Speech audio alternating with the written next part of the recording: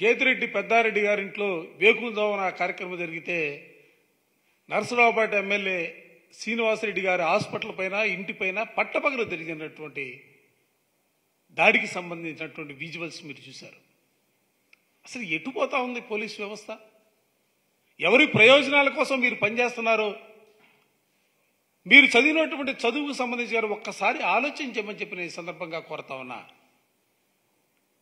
తప్పుడు పనులు చేసి ఇవాళ ప్రజాస్వామ్య వ్యవస్థలో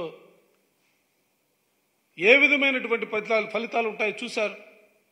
పల్నాడు ఎస్పీ సస్పెండ్ చేశారు, అనంతపురం ఎస్పీని సస్పెండ్ చేశారు, తిరుపతి ఎస్పీని ట్రాన్స్ఫర్ చేశారు. అసలు ఇది ఒక ఎన్నికల్లో జరిగినటువంటి సంఘటనలకు సంబంధించి అధికారులు సస్పెండ్ చేయటం, ట్రాన్స్ఫర్ చేయటం అనేది సిగ్గుగా అనిపించట్లేదా? కేంద్రం నుంచి వచ్చాడు Deepak Mishra, police observer, retired IPS officer.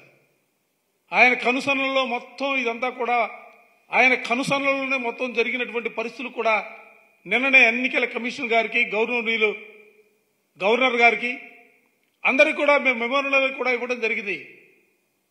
ఇవాళ వైఎస్ఆర్ కాంగ్రెస్ పార్టీ కోరుకుంటుంది కానీ ఈ రాష్ట్రంలో ఒక ప్రశాంతమైనటువంటి వాతావరణం ఉండాలని మా ముఖ్యమంత్రి జగన్మోహన్ రెడ్డి గారు ఆశపడతా ఉన్నాడు. ఆ రీతిగానే ఇవాళ రాష్ట్రంలో ఉన్నటువంటి వైఎస్ఆర్ కాంగ్రెస్ పార్టీ శ్రేణులన్నీ కూడా తెలుగుదేశం వారు ఎంత కవ్వించినా, ఎంత దాడులకు పాల్పడినా కూడా మేమందరూ కూడా సమయం పాటిస్తా ఉన్నాం. మా సమయాన్ని కూడా మీరు అస్మర్థగా దయచేసి భావించొద్దని కూడా పార్టీ వేదిక నుంచే తెలుగుదేశం శ్రేణులు అందరినీ కూడా హెచ్చరిస్తా ఉన్నాం. ఇవాళ మీరు చేసే దాడులు ఎవరి మీద చేస్తా ఉన్నారు?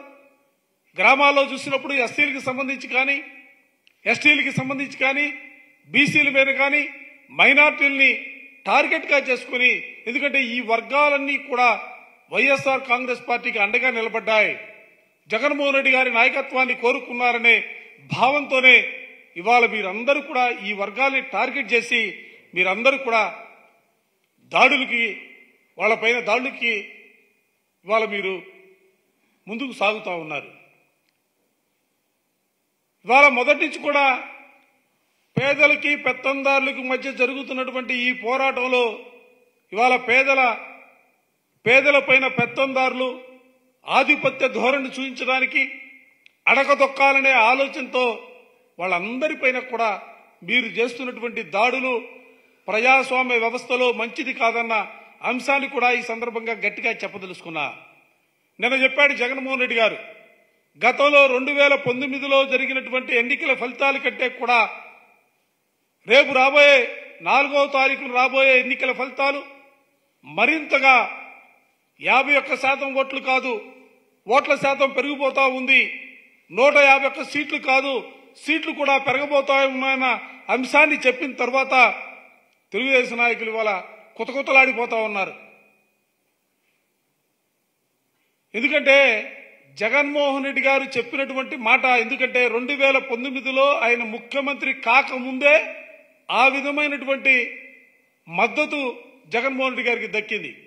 ఇవాళ 5 సంవత్సరాలు ముఖ్యమంత్రిగా పరిపాలన చేసిన తర్వాత కరోనా లాంటి కల్లోలం 2 సంవత్సరాలు ఈ రాష్ట్రాన్ని పీడించినప్పుడు కూడా ఈ రాష్ట్రంలో బహుశా దేశంలో ఎక్కడా కూడా లేని విధంగా పేదలకు సంబంధించినటువంటి అనేకమైనటువంటి సంక్షేమ కార్యక్రమాల్ని, అనేకమైనటువంటి పథకాలని ప్రజలకు అందించడం ద్వారా ఇవాళ ముఖ్యమంత్రి అంటే ఎలా ఉండాలనే భావన, ఆలోచన వచ్చినప్పుడు కూడా జగన్మోహన్ రెడ్డి గారి మాదిరిగా ముఖ్యమంత్రి ఉండాలనే ఆలోచన ఆంధ్ర రాష్ట్రంలో కాదు దేశంలోనే ఉన్నటువంటి పరిస్థితుల్లో ఎన్నికల ఫలితాలు రాబోతా ఉన్నాయి.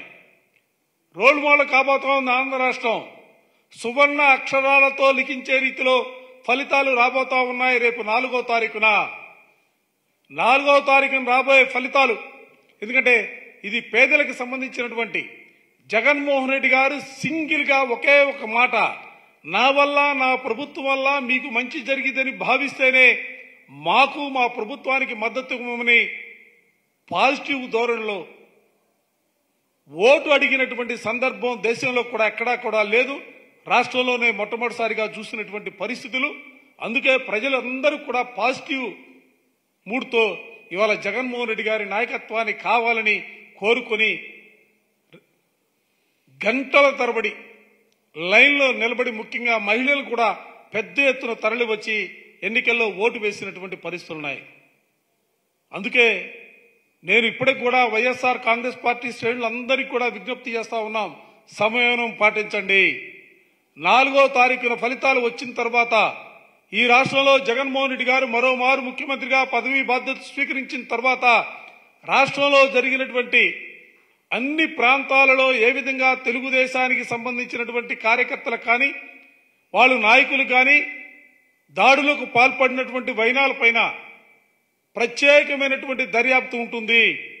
దాంతోపాటుగా అధికారులు ఎవరైతే తెలుగుదేశానికి వత్తాసుగా తెలుగుదేశానికి మద్దతుగా ఉన్నారో వారిపైన కూడా శాఖాపరమైనటువంటి దర్యాప్తు ఉంటుంది.